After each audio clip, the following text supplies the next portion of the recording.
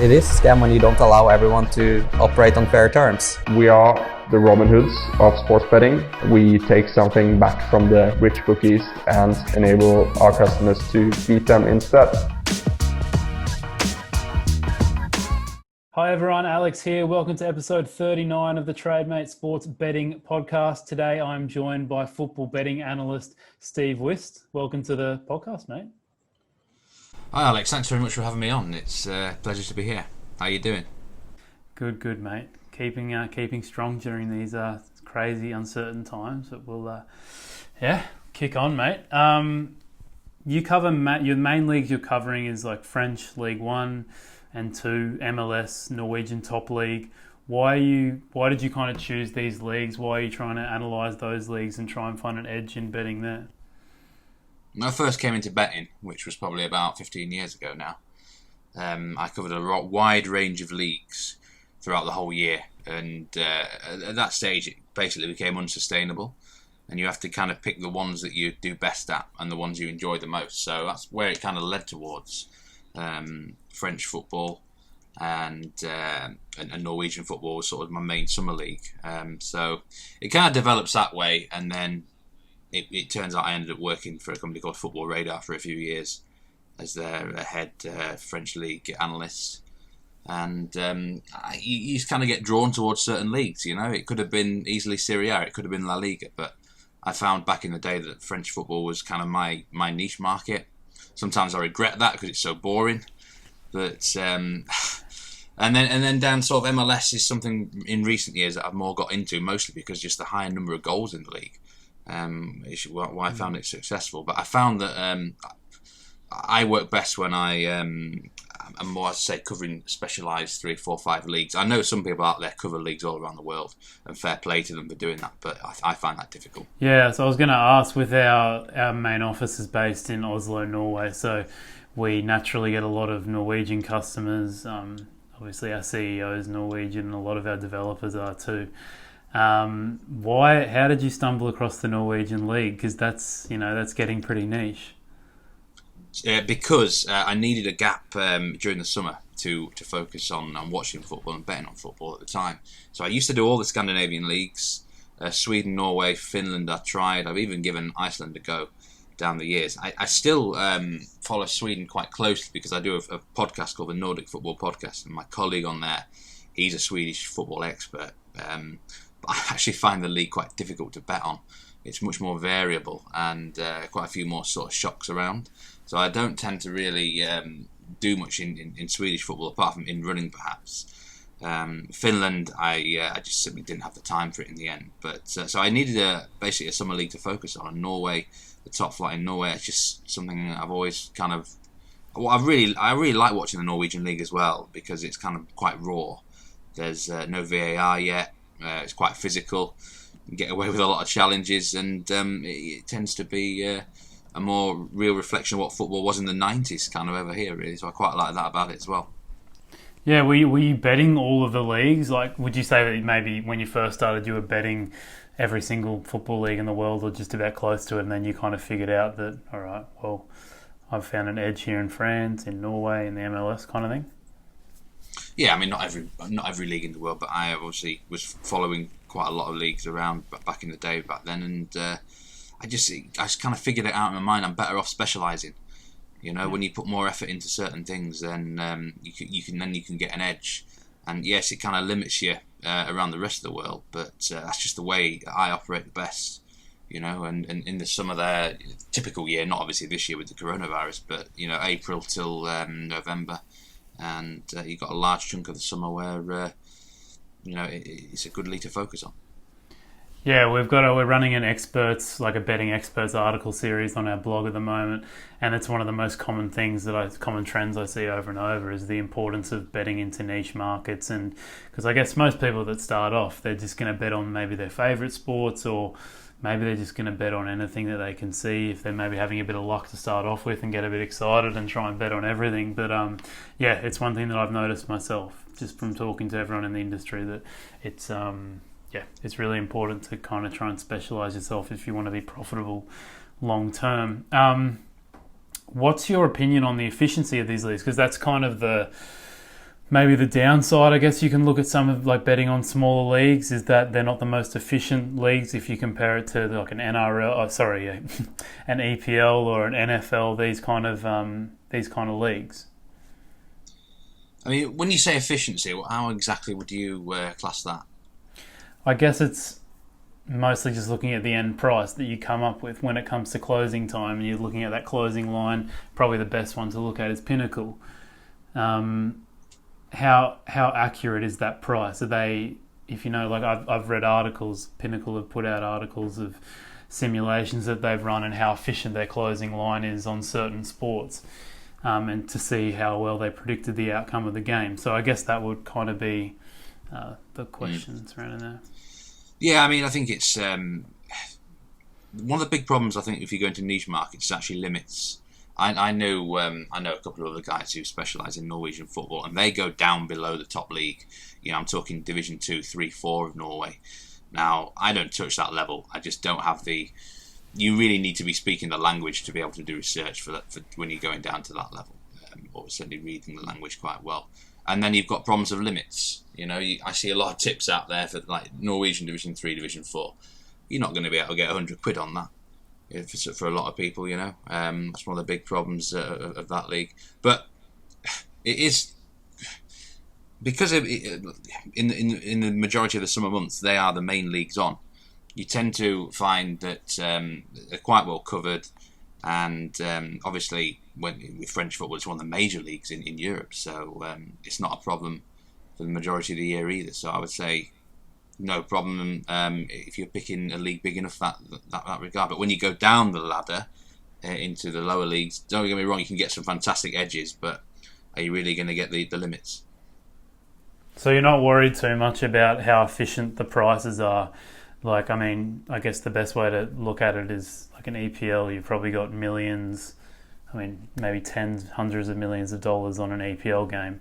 But on a Norwegian game, you haven't got as much liquidity in the market. So I guess if you take an early position, even if you maybe take a later position, the chances of those odds moving in and out of your favour can be quite a lot bigger than, I guess, an EPL game.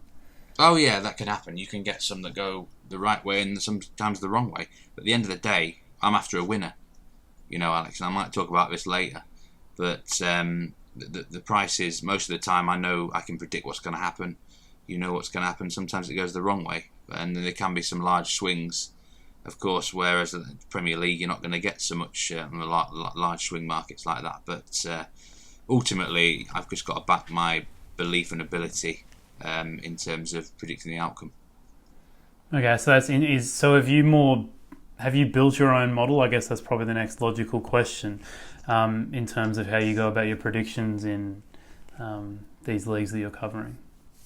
I'm quite old school with certain things, but I do have a sort of a power ranking system of raw strength of teams, which helps guide me in terms of sort of creating what you call fair odds and stuff like that. But I don't always go by that. I'm quite old school in terms of I think because I've been doing it so many years that in my mind I know what is a good price for something. You just know. Sometimes you just know, but I will sometimes go by the stats. It's a tricky one, really. I don't really have a specific in-depth model like some people I know. They've got like these computer spreadsheets and stuff, and when it hits a certain price, that's it. They're striking that bet, and that's fantastic. But I'm kind of more old school in that regard, and sort of more human factors towards selection. Okay, and so let's just say post-bet analysis, I guess. I mean, not every bet's going to win. Are you looking at are you looking at the value side of things? Are you looking at whether you've beat a closing line, or are you basically just judging your bet off whether you thought it was a good bet or not, like tip-wise, I guess? A bit of both, really. I mean, at the end of the day, I'm not going to take something which is a stupid price. That's just ridiculous. That's where it's going the wrong way. But what's a good or a bad bet? I think obviously you've got to be. I had one at the weekend actually, just 3 or 4 days ago in Norway. It was Sandefjord against Molde, and as a rule, I actually don't like to take away teams very often I have a bad record when I take away team handicaps, and I took more than -1 handicap on the Asian, and all day I was thinking, before the game, is this the right pick? Is it the right pick? And at the end of the day, it was totally, because in my mind it was more of sort of -1.25, -1.5 handicap. It should have been anyway, and you get in -1, so there was plenty of value there. But I rewatched the game. I wasn't actually around to watch it live. They lost it 2-1, and the pick deserved to lose, because on the manner of the game, they just didn't perform. I just got that wrong in terms of predicting the outcome. But I don't have any regrets, because the price was good, and I was really confident about it. So I think at the end of the day, when you've placed a bad bet, because you're kind of forcing it. If it's just you just know sometimes, don't you? Like, you don't need to take this. The price isn't really there. And those are the ones, if you lose those, you're making mistakes, and that's when you've got to pick yourself up and assess yourself again. So yeah, okay. So I'm just trying to get a definitive understanding that you're not all the time going back and looking at closing lines to see if you've beat the closing line, or are you just here and there? It doesn't bother me. No, I'm not bothered if I don't beat the closing line or not. I've seen many a time, especially in French football actually, where you take something the night before, 24 hours before or something, or even in the morning, and then there's some strange drifts in the market, and you kind of question yourself why that's going on. But I've found over the years, at the end of the day, once the bet is on, the bet is on. It's as simple as that. There's nothing you can do about it, and if sometimes you might be sort of out of the loop in terms of team news, and that's frustrating when that happens. You look for explanations why things are going wrong in that way. Obviously, you want to take something, and then you obviously want to beat that the closing line, but it's not the be all end all. End of the day, what's the point of beating that and then the pick loses? At the end of the day, I'm after confidence in the picks is the most important thing as far as I'm concerned. Yeah, I mean, it's an interesting point of view, just because, people that I've had on the podcast before, and also, people that we've talked to on our blog with the expert series, and it seems like, most people say the closing line isn't a perfect metric, but it's kind of the best thing you can go off in terms of long-term profitability. So it's really interesting to hear someone with a reasonably contrarian approach to the closing line in terms of not tracking it and stuff like that. I guess I would really I would understand it maybe a bit more in like a Norwegian league, because I guess it's not, as I was saying earlier, it's probably not the most efficient market. The closing line on that is not going to be the most efficient price. It could be out by a couple of points just because the liquidity is not there. But I guess where I would question more heavily would be like in a League One, where the liquidity is probably quite high, and you've got thousands of people, millions maybe, people betting into those markets, like a PSG Lyon game, PSG Monaco, those kind of those big games. It's just surprising to me that you wouldn't be looking at a closing line when those games, I guess, are very efficient. Yeah, I you do look at it, and there was a time when I was a bit obsessed with it, actually, to be honest, Alex. If you nothing worse is there when you take something and at the end of the day you feel like at kick-off you just haven't had the value, and it's a horrible feeling, and I just felt like it was getting into my head too much, and it was almost making me feel like I've lost a bet before the match has started. At the same time, sometimes you can go into kick-off feeling absolutely top of the world because you've struck at the exact perfect time. You feel like you've nailed it. At the end of the day, if you're doing that regularly, you will have success, no doubt about it. So I do get where you're coming from there. For a lot of people saying that stuff, but I think pre-match betting's hard. I think it's really hard, Alex. I think the best way of betting is actually in running. A lot of my best stuff is in running, to be honest. But pre-match, it's a tough game. It's far harder than a lot of the Joe public think out there. It really is a tough game, this. Yeah. So how your model in itself, mate, how do you think it differentiates from other bettors or other compilers, I guess, too? I just back myself. I have got the correct ability level of the team's raw strength, and that comes to personal something. At the end of the day, if you look at certain prices and you can tell that you either high on the team compared to, say, the general bookmakers, or low on a team compared to the general bookmakers. And when that happens, when you weigh out a line, you have to ask yourself questions: who's right here and who's wrong? And sometimes it's somewhere in the middle. You don't want to be way off the mark with something, because that's just weird. But you've got to kind of back yourself that you've analysed the team correctly, you've analysed their players correctly, and you've got a good sort of number on that team in terms of your power rankings and stuff. And then you've also got to factor in stuff like, obviously, home advantage, away advantage, neutral. It's a nightmare with the COVID thing as well with that. And then you've got to assess how much are you going to apply to like injury suspensions and everything, and then you come out with a price. And ultimately, I don't go by that completely, but it's a good guide. If your mind is a bit confused, you can go back to those numbers. But I'm not as in depth in terms of models as some out there. Fair play to those guys that do that. But that has never really been my style, to be ridiculously like spreadsheet stuff, computerized methods like that. Yeah, and you said before that you used to take a very, I guess, more of a heavy approach to looking at closing lines, and you said it was kind of wrecking your brain a bit, or whatever your words were. Since then, since you've maybe taken more of an approach of not looking at the closing line as much, and more focusing on your experience in betting, or just experience watching the leagues. How big would you say your sample size is in bets since then?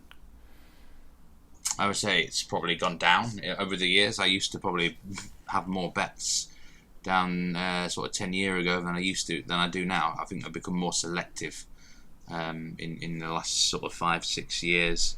More of a focusing trend for in-running betting, actually. Alex, like I said, I think pre-match, I've got to be really confident in a lot of aspects to be striking pre-match, because a lot of things can go wrong in a game of football. I just feel like you're sometimes better off waiting for a match to start, especially even seeing 45 minutes of action, because you could be on the best bet in the world and then a red card cocks you up after 10 minutes and things completely change. So I would say my sample size definitely is reduced in terms of pre-match bets compared to what it was 10 years ago. Sometimes it just feels like the value isn't always there these days as much. It feels like bookmakers have almost become sharper as well.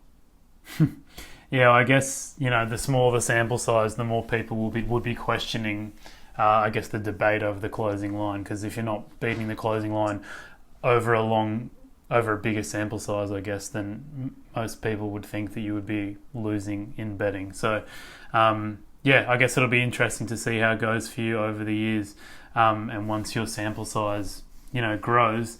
I'd love to then talk about it, since you are saying that you place more bets in play at the moment.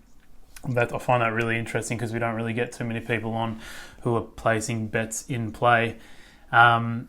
What's your process, I guess, for finding in-play bets? Well, I'd say 90% of my in-play bets are actually overs. And my biggest strike point is between half-time and 65 minutes. So I think in betting you've got to work out what your main strengths are, and I've worked out one of my big strengths is I can tell when a goal is coming. I know a lot of people say that in life. Anyone who watches football, don't they? Like that, there's a goal coming here, there's a goal coming there, right? But I find around that period, sort of 45 minutes to 65, the goal lines can be very good in whatever league you're betting on. And my favourite time to strike is, say it was 0-0, and I love betting on over 1 goal in running, or over 1.25 goals in running, or even like over 0.75 goals in running, because I've just got that knack of, I can tell when at least 1 goal is going to be scored. And I find around that time is the best time where I don't lose many bets outright. I hardly ever have any full losers. If I do lose the bet, it's usually due to a lot of bad luck. But around that time, you sense which direction a game's going in terms of it's opening up. I like to pick a game, especially where both teams are going for it really hard, or one team is like mega dominant. So that is my main sort of time for striking in running betting for overs. I think, say you do it in the first half, you can sense a goal's coming. That's all well and good, but the goal lines in the first half in running are much higher. So you need more than 1 goal, or sometimes 2 or 3 goals to be winning your bet there, and a lot of things can still happen. So that is my main sort of in-running strategy, really. And I think there's certain things you've got to avoid. Like red cards are a nightmare. I hate betting in matches that have had a red card. I just feel it changes the dynamics of the game. But that just comes about watching the game of football. That's what I feel I'm good at. I'm good at analysing games in running and seeing which direction they're going. And of course, it helps to know the teams, how they play. What is a team going to do in the last 20 minutes if they're level or one goal behind or one goal up? Some teams just park the bus. Some teams go for more. It helps to know the manager styles and stuff like that. That's where it helps, where you got your niche markets. But I believe I could pick up a game. I could watch a game that kicks off in half an hour in, say, Nicaragua or somewhere. And I could probably have success in running. I do back myself quite strongly with those. Yeah, so I guess what you're saying is that instead of looking at, so maybe if there was a stat running around that Arsenal score, 2-3 times more goals in the second half than the first half, that you'd rather back yourself from the feeling and I guess watching the game, what you're seeing, rather than like looking at a stat, something like that, if you get what I mean.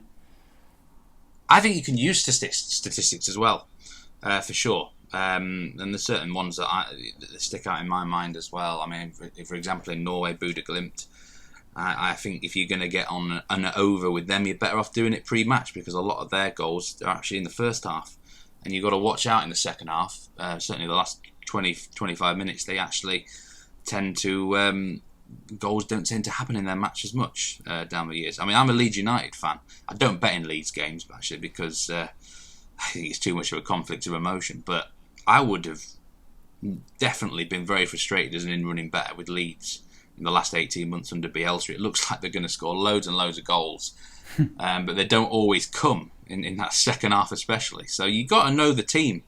Some teams just have a knack of just goals fly in the last half an hour or something. You've got to know them well. And statistics there can help you for sure, Alex, as well. If you really know in depth an edge in that regard, it can all add up really. Yeah.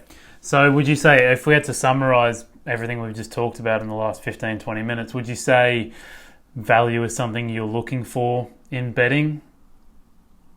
Yes, definitely. Because like pre-match, I'm never going to take something. Even if I was really confident about, say, an over covering or a handicap covering, I'm not going to take something if that price is just wrong. I'm not going to do that at all. And the same with overs and unders. I talk about these in-running overs. At the end of the day, if you've not got enough time left in the match and the line's too high, forget about it. Even if you just know there's going to be goals coming, because that's just wrong. It's the way to the poorhouse, really. You've got to be able to find value and use it. Yeah. Okay, cool. And then want to talk about some other metrics other than value, closing line, this sort of stuff. We've had conflicting views of this on the podcast. When making a bet is looking at the previous encounters between two teams, so head-to-head records, let's just say, the past 5 encounters. Is that something you're ever taking into account, or do you think it's a flawed metric? I think about 80% of that is bollocks, to be honest. I don't tend to look at head-to-heads, but I think, not between teams anyway, a manager head-to-head is probably more important because certain managers have this knack of playing out similar encounters, I feel. So that can be important. I think where a head-to-head is more valuable is in a key local derby or something, or a crunch fixture which is well known. Like, Man United Liverpool can mean more for head-to-heads. Like, there's a ridiculous head-to-head in France where Marseille have not beaten Bordeaux since 1977. I mean, that's when it gets mental for a side, isn't it? I think Saint Etienne Lyon, there was a time when Saint Etienne hadn't beaten Lyon for like 10 or 15 years at home. That's when it gets in their heads. But for the most part, I think head-to-heads are just overrated, really. It's just the way it is. I mean, some say you go and look in the last 5 head-to-heads. Some of those matches might be 2 or 3, 4 years ago. That's just a long time in football, Alex. So for me, I don't look at head-to-head that often. I think there's a time and place for it. But I would rather look at, say, the manager head-to-head records. And let's be honest, managers sort of change so often that you're not going to get it too often where the teams have sort of had the same manager for the last, say, 10 meetings. So by and large, it's not something I look at personally. It's just, I think they say 80% of the time, I think it's a load of bollocks. Yeah, you talked about head-to-head between managers from the leagues that you cover. Is there a manager head-to-head that you always look at and think, all right, well, I don't care how informed a team is, whatever. This manager's always seems to got gets the best of this manager? Ooh, off the top of my head, I can't actually think of one specifically, but there are examples definitely where you can sort of like you just know this manager doesn't like the other one style, and it's kind of unusual. Often it's like where there's like a physical approach. In Norway, Mjøndalen spring to mind. Vegard Hansen is a very sort of tactically astute manager, and he does well. He's done well against Bodø Glimt in recent times. I think Bodø Glimt have failed to cover the handicap against them in the last three meetings, for example. They've actually won a couple of the games, but they failed to cover the handicap because they kind of it's just awkward to face against. So if you look down there, yeah, you've got to assess the manager styles, and there's some surprising ones. Of course, it always is. That's an important factor. You've got to know how certain teams play against other ones with that manager in charge. Yeah. I guess it's kind of similar to probably something like MMA betting, isn't it? Where it's basically impossible to do MMA maths, as they like to call it. If a fighter might be ranked like 2 or 3 in the world versus someone that's ranked 10th, it doesn't matter if maybe the 10th guy is a wrestler and the number 1's a striker and can't wrestle to save his life, then I guess it's probably something similar to that when it comes to managers and the teams that they manage.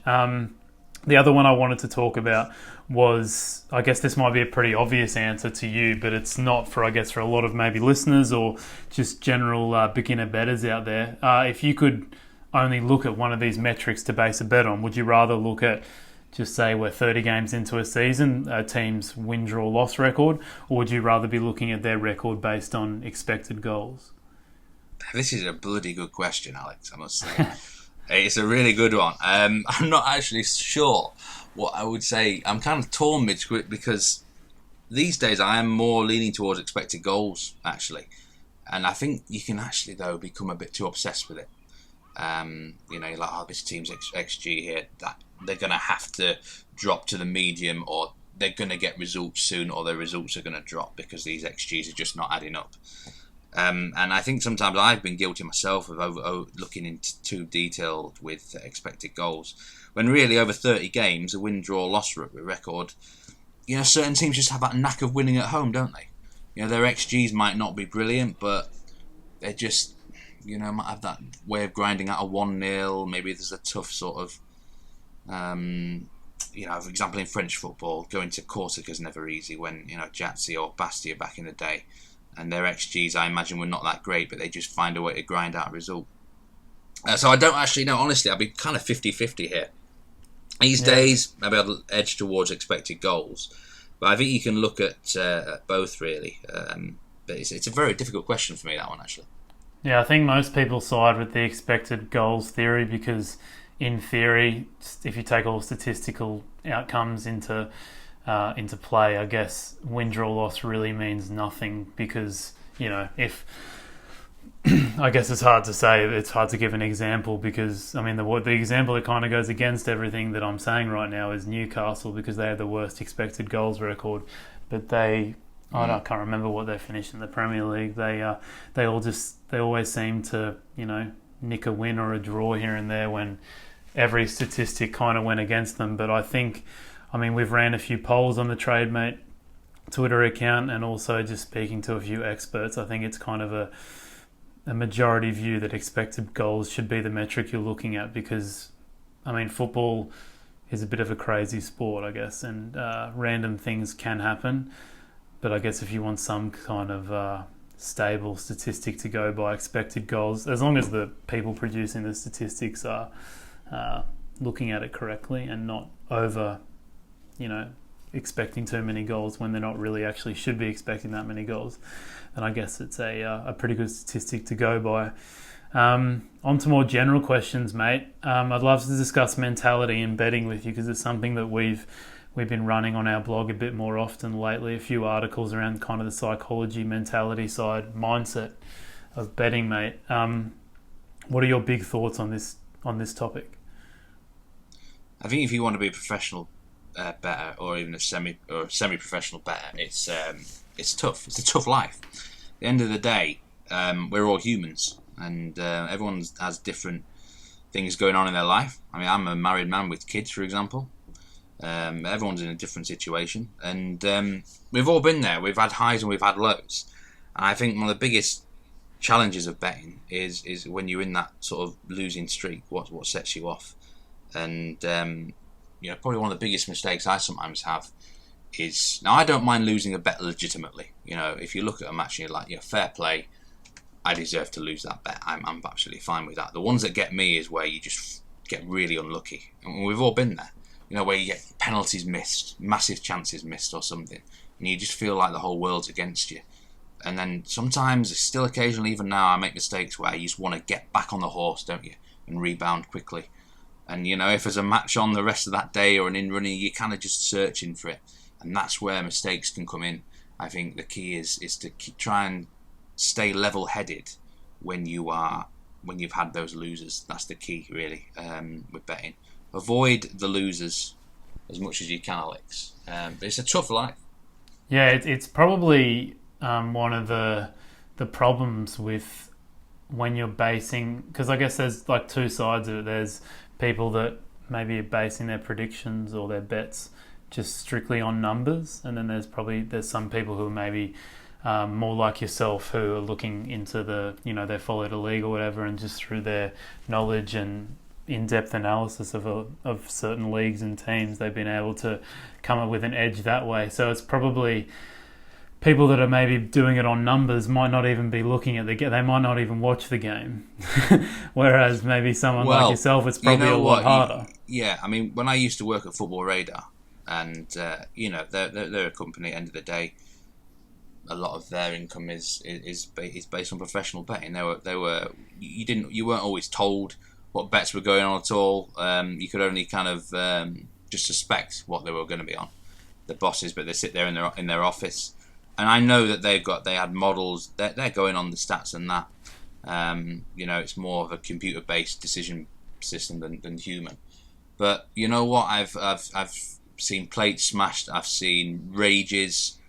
The emotions still come into play, I think, for anyone, no matter what system you've got. And it's, as I say, it's much easier, isn't it, if you've got those sort of models where you go on the price, you're like, that's it.